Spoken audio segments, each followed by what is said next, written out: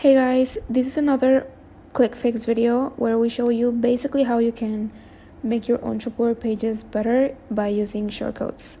So I want to show you today how you can use the if bump shortcode to play around with your order bumps so that when the user clicks or checks the checkbox on the bump, then you can do a certain action like hiding and showing elements.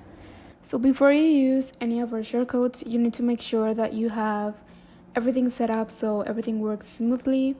So I'm here in the ClickFix website, app.clickfix.io, and once you log in into your account, you are going to go to Start Here. So the first step is to go to the Start Here page, and the first thing to do is to add your domain. So if you click here, you will be able to add your domain. Remember that if you have a free ClickFix account, you can only add one domain. So once you have that set up, you can go back to the Start Here page. And the next step is to install the Chrome plugin. So if you click here, it will take you to the Chrome store where you can download the plugin and it will be added to your Chrome browser. So the next step is to copy the script that you have to add to the header code in all of your Ontraport pages where you want to use one of our shortcodes. So this goes above any of the shortcodes that you use. So you just come to your Ontraport page and you click on custom code, and it's gonna take you to the header code where you paste your script, and then you can start working on your shortcodes. And those are the 3 steps that you need to follow in order to use our shortcodes. Also in this page you can find the documentation page where you can find all of our shortcodes and the written instructions for all of them. So here are all the shortcodes, and you can scroll down to the shortcode that you want to check out.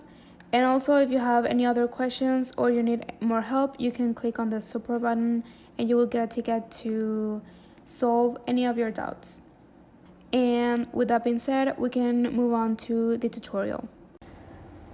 I have here my Ontraport page, and I created a bump and some credit card fields.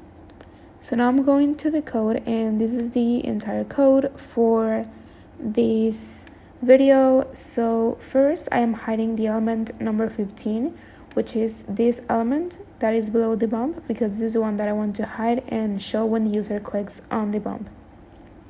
So to figure out the bump ID, you're gonna go to the publish page, and using the ClickFix Chrome plugin, you can easily see what is the bump ID. So I go to highlight bumps, and this is bump number 7, and also that's how I figured out that the element was number 15 when I highlighted the element ID.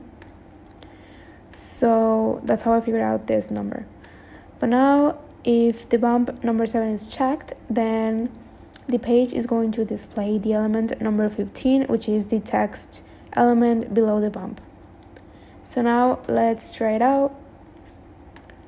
So as you can see here, there is no text element when you first get into the page, but if you click on here, the element appears.